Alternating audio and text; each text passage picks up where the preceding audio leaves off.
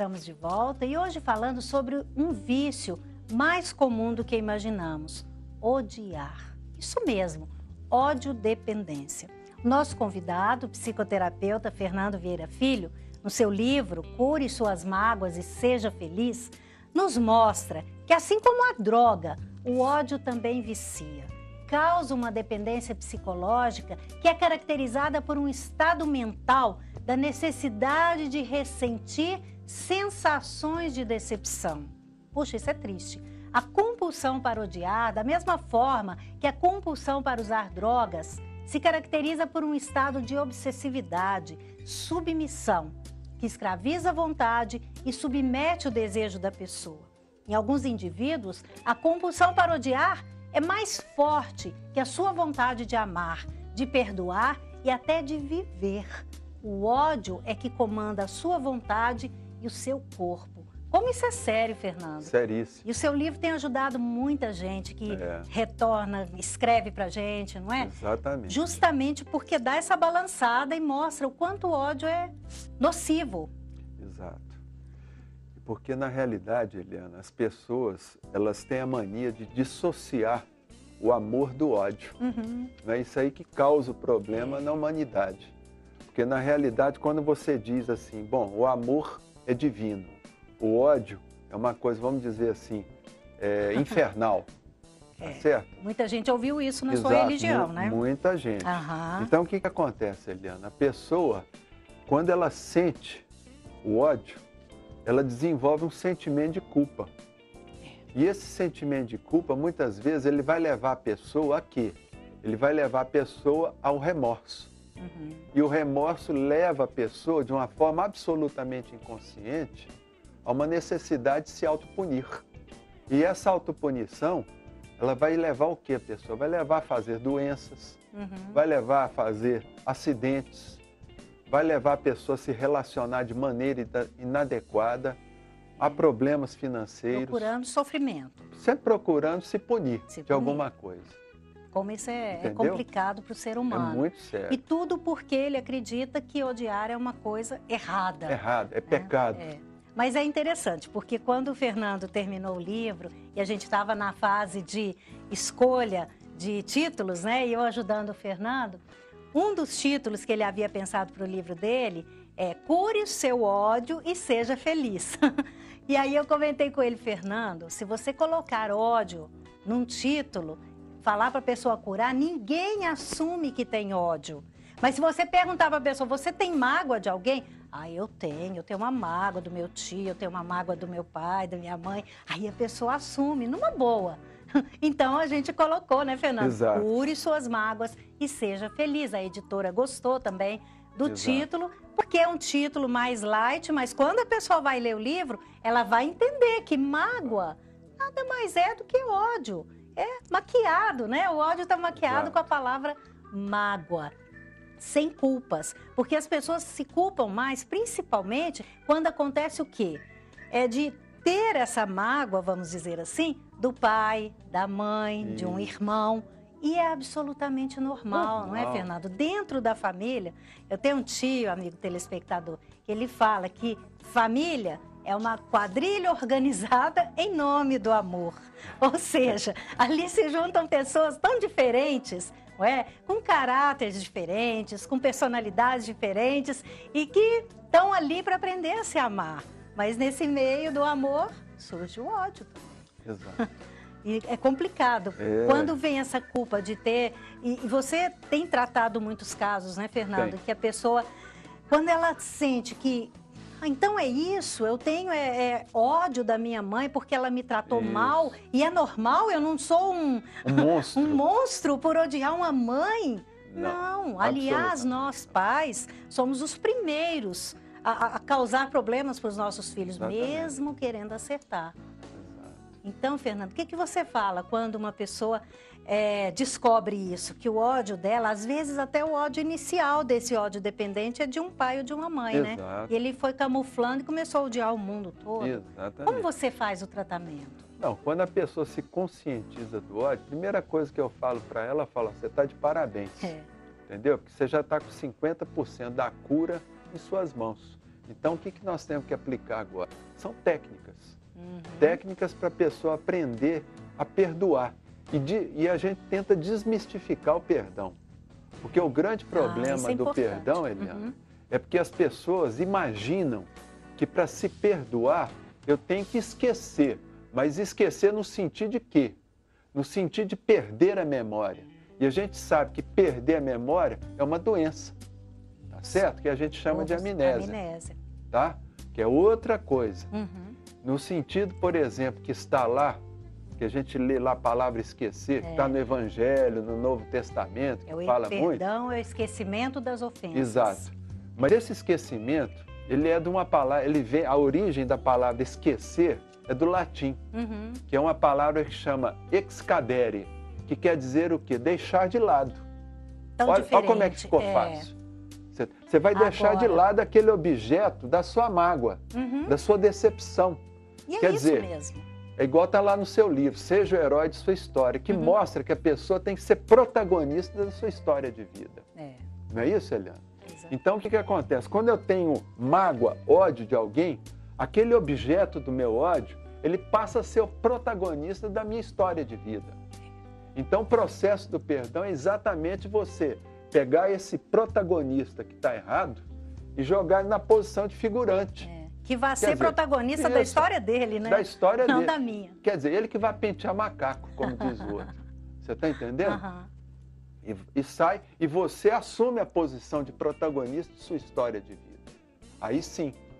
Está entendendo? Porque senão, quando a gente tem muita mágoa, principalmente de pai e mãe, aquilo ali vai influenciar no nosso relacionamento afetivo com a nossa esposa ou com o nosso marido. Isso. Por exemplo, quando um rapaz ele tem um problema sério com a mãe é muito complicada, é aquelas famosas jararacas, tá certo?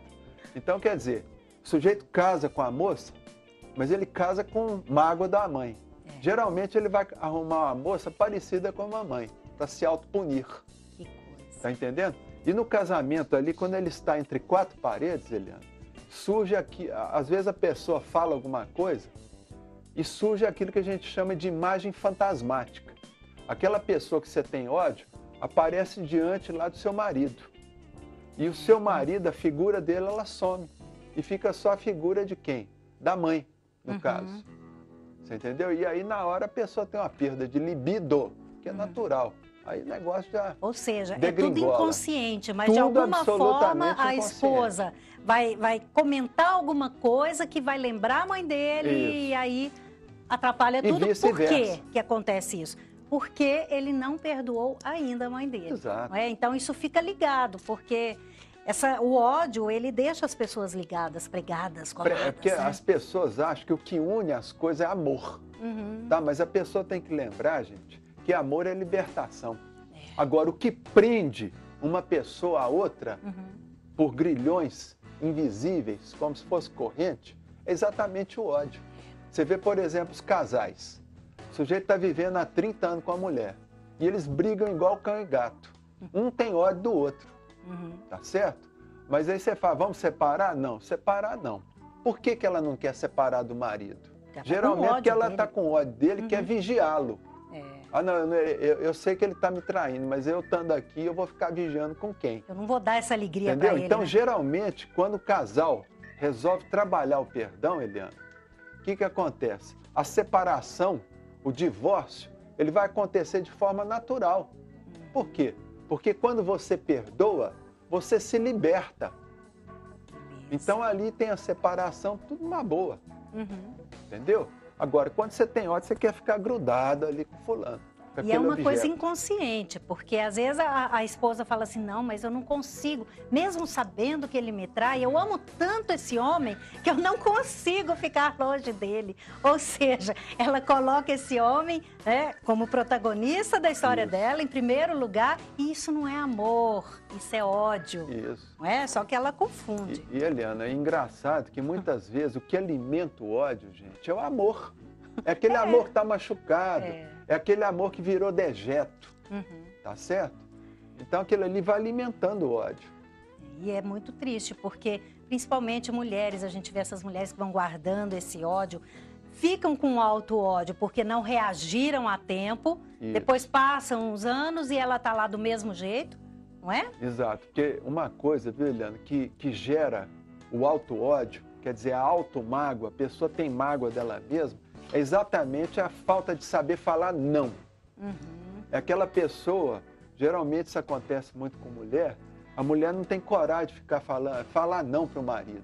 Então, desde o começo do relacionamento, começa aquele relacionamento doente.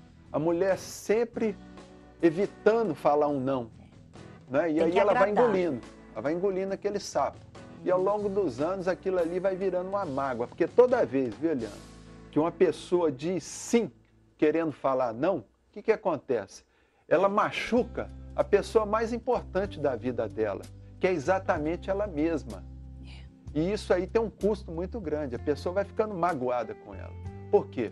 Porque quando você diz sim querendo falar não, você passa de forma, vamos dizer assim, inconsciente, subliminar para o seu interlocutor, você não tem valor nenhum. Você não tem valor nenhum.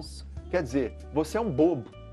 E ninguém dá valor em bobo. É como se ficasse escrito na testa. Exato. Fernando. Aí a pessoa vai... Não me respeita. A pessoa vai alimentando, ela vai colhendo a mágoa dela mesma. E isso aí vai desembocar, geralmente, numa depressão.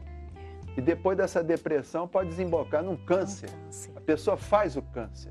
Até porque a gente nota muito que, às vezes, a pessoa adoece, é tudo inconsciente, mas a pessoa adoece como forma de segurar o outro também, ou punir o outro que a fez sofrer, entendeu? E também, viu, Eliana, adoece muitas vezes como uma forma de saber falar não. Porque às vezes a pessoa, por exemplo, está com enxaqueca, está lá com uma úlcera, está com uma dor nas costas, ou até um câncer, por exemplo. Aí o outro vem pedir para ela, ó, faz isso aqui assim para mim. Ela fala, ó, eu não vou poder fazer porque eu estou fazendo quimioterapia, por exemplo. Entendeu? Quer dizer, ela usa a doença para poder falar não. Quer dizer, agora é muito melhor a gente exercitar o não. Aprender logo, antes de adoecer, né? Exatamente. Porque esse é um recurso interno nosso, até para nos proteger. Traz uma doença, traz um acidente, quebra uma perna, não é? Acidente aqui em São Paulo, por exemplo, esses acidentes que estão acontecendo, acidente de moto, que o motoqueiro ele fica inválido. Geralmente você pode olhar esse pessoal que sofre acidente, principalmente motoqueiro, você pode olhar a história dele, ele tem episódios de depressão que não foi tratado. Porque a depressão, muitas vezes, ela leva a pessoa de forma inconsciente a fazer um acidente. Ou às vezes até um atropelamento. Que triste tá? isso. A pessoa quer se machucar para poder chamar a atenção de alguém. Isso é complicado. Fernando, como que a família lida com um ódio dependente? Primeiro, porque é difícil conviver. É complicado. É quase assim uma coisa que vai querendo contaminar todo mundo. O ódio dependente, ele é muito mal-humorado. Mal-humorado. Não diz bom dia, não diz boa noite. Nada, quer tudo para ele, fica cobrando dos pais, cobra dos irmãos, vocês têm que me dar atenção. É uma pessoa chata. Certo? Agora, como é que faz? Família primeiro tem que ter paciência, tá certo? Se possível, a família tem que indicar essa pessoa, falar, ó, meu filho, você vai fazer o seguinte, procura um psicoterapeuta, tá certo? Ou então um médico psiquiatra, porque às vezes precisa tomar remédio, a pessoa já está num processo de depressão, tá certo? E tem que exigir da pessoa, não pode ficar aceitando o sujeito. Colocar limites, né? Tem que colocar limite. E tem que dar uma solução para ele. Você entendeu? Fala, ó, se você não quer tratar, é problema seu. É igual a pessoa que é tóxico-dependente. Porque não adianta os pais quererem tratar o tóxico-dependente. Se ele não quiser. Ah, não, vamos internar o fulano lá. Não adianta. Ele vai sair de lá, vai usar droga.